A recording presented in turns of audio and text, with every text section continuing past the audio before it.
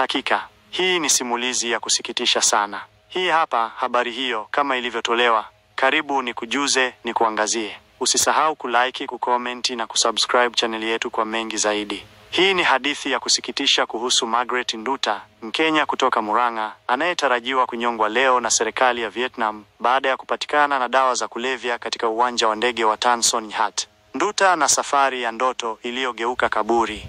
Nduta alikuwa akitafuta kazi nje ya nchi, Uarabuni, Dubai na UAE zilikuwa kwenye rada yake. Kama wengi wanavyofanya, aliwatafuta mawakala wanaowaunganisha watu na ajira katika mataifa ya Kiarabu. Baada ya muda mfupi, alipokea taarifa kuwa amepata kazi, lakini hakujulishwa ni nchi gani. Aliambiwa tu ajiandae kwa safari na ataelezwa nchi atakapokuwa tayari anasafiri. Siku ya safari ilipowadia, alipofika uwanja wa ndege, alikabidhiwa visa ya Vietnam, si mojawapo ya nchi alizozitarajia. Alitakiwa kusafirisha mzigo, lakini hakupewa maelezo ya kina kuhusu ulikuwa ni wa nini. Ilikuwa rahisi kwake kufikiria, ni kazi rahisi tu ya kupeleka mzigo, halafu nalipwa. Kwa hali yangu ya kifedha, why not? Hakujua kwamba huo ulikuwa mwanzo wa safari isiyo na tiketi ya kurudi. Alipoingia Vietnam, alihitajika kusafiri kuelekea Laos. Lakini mambo yaligeuka kuwa jinamizi. Alikamatwa akiwa na kilo 2 za cocaine kwenye begi lake. Kazi hiyo ilipangwa na Mkenya mwenzake anayeitwa John, mtu ambaye hakumjua vyema. Aliahidiwa dola za Kimarekani 1,300, takriban tish zaidi ya milioni 3 kwa kazi hiyo, huku gharama zote za usafiri, ikiwemo tiketi za ndege, zikilipwa na huyo bwana. Hakuwa na wazo kwamba safari hii ingetamatika kwa hukumu ya kifo. Ndoto iliyogeuka janga. Vietnam, kama nchi nyingine za kusini mashariki mwa Asia kama Indonesia, Thailand na Malaysia, ina sheria kali sana dhidi ya madawa ya kulevya. Adhabu ya kifo ni ya kawaida kwa wale wanaopatikana na hatia ya kusafirisha mihadarati. Nduta, kama vijana wengi wa Kiafrika wanaotafuta maisha bora nje ya nchi, alijikuta amenaswa katika mtandao wa ulaghai wa kimataifa wa usafirishaji wa dawa za kulevya.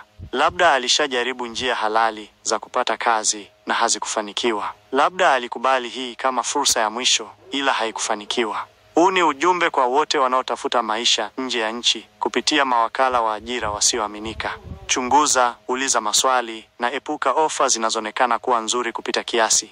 Je, unajua mtu aliyewahi kupatwa na hali kama hii? Tuambie mawazo yako. Nduta na hukumu ya kifo Vietnam. Simulizi ya kusikitisha. Julai mwaka jana, Nduta aliwasili Ho Chi Minh City, Vietnam. Alikuwa amechelewa, lakini wafanyakazi wa uwanja wa ndege walimsaidia kukamilisha taratibu za uhamiaji na kumpangia ndege ya kuelekea Laos. Hata hivyo, wakati wa ukaguzi wa forodha, maafisa waligundua kitu cha kutiliwa shaka kwenye begi lake. Uchunguzi wa kina ulibaini kuwa ndani ya begi hilo kulikuwa na zaidi ya kilo 2 za dawa za kulevya. Nduta alijitetea kwamba hakujua kama begi alilopewa lilikuwa na dawa za kulevya. Lakini kama inavyosemwa katika sheria, ignorance of the law is no excuse. Kutokujua kuwa kitu ni kosa hakumpi mtu kinga dhidi ya adhabu. Nduta alikamatwa na kufikishwa mahakamani, ambapo waendesha mashtaka walidai kuwa utetezi wake ulikuwa mbinu ya kukwepa sheria kali za Vietnam dhidi ya madawa ya kulevya. Nchi hiyo inajulikana kwa msimamo wake mkali, mstari wa yoyote anayepatikana na zaidi ya gramu 600 za heroin au kilo 2 za methamphetamine anakabiliwa na adhabu ya kifo. Baada ya kesi ya muda mrefu, hatimaye mnamo Machi 6, 2025, mahakama ilimhukumu Nduta kunyongwa hadi kifo. Ni vigumu sana kufikiria jambo hili, lakini linakuwa gumu zaidi kutokana na changamoto kadhaa. Moja, Kenya haina mkataba wa kubadilishana wafungwa na Vietnam. Hii inamaanisha kuwa hakuna njia ya kisheria ya kumruhusu Nduta kutumikia kifungo nchini Kenya badala ya hukumu yake Vietnam. 2, Kenya haina ubalozi nchini Vietnam. Hili linapunguza uwezekano wa msaada wa kidiplomasia, kwani masuala yote yanayohusu wa Kenya Vietnam hushughulikiwa kupitia ubalozi wa Kenya nchini Thailand. 3, sheria za Vietnam ni kali dhidi ya madawa ya kulevya. Vietnam ni mojawapo ya nchi zinazojulikana kwa kutokuwa na huruma kwa makosa yanayohusiana na mihadarati. Adhabu kama kunyongwa au kifungo cha maisha hutolewa mara kwa mara kwa wanaopatikana na hatia.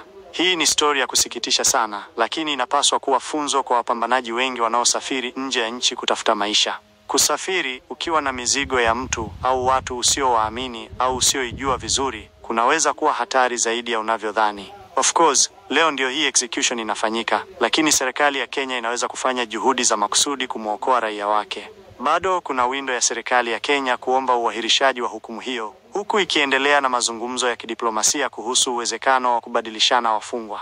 Vietnam ina sheria kali sana kuhusu madawa ya kulevya, lakini kuna nchi ambazo zimefanikiwa kupata huruma kwa raia wao kupitia diplomasia ya hali ya juu. Kenya italazimika kuwasiliana na serikali ya Vietnam kupitia ubalozi wa Vietnam nchini Tanzania, ambao utapitisha taarifa hiyo kwa ubalozi wa Bangkok, Thailand. Huu ndio ubalozi unaoweza kuzungumza moja kwa moja na serikali ya Vietnam. Hata hivyo, hii sio garantii kwamba Vietnam itaahirisha kutekeleza hukumu ya kifo kwa Nduta, lakini inaweza kufungua njia ya kuimarisha uhusiano wa kidiplomasia kati ya Kenya na Vietnam, na pengine kusababisha mataifa haya mawili kuwa na mabalozi wa kudumu katika siku zijazo.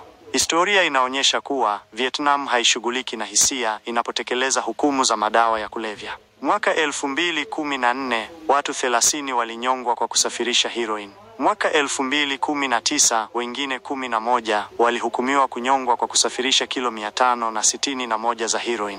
So, hichi ni kitu ambacho wamekuwa kikifanya bila kujali taifa analotokea mtuhumiwa. Lakini kuna exceptions chache, kama ilivyotokea kwa raia wa Uingereza wakiwa na msaada wa serikali yao. Maybe ikiwa waziri mkuu wa Kenya, Musalia Mudavadi, ataingilia kati kwa mazungumzo kupitia mshirika wa Vietnam kama Thailand, kutapatikana mwanya wa mazungumzo. Hata hivyo, sera ya madawa ya kulevya Vietnam iko wazi: kifo kwa wahalifu. Let us hope for the best kwa Nduta.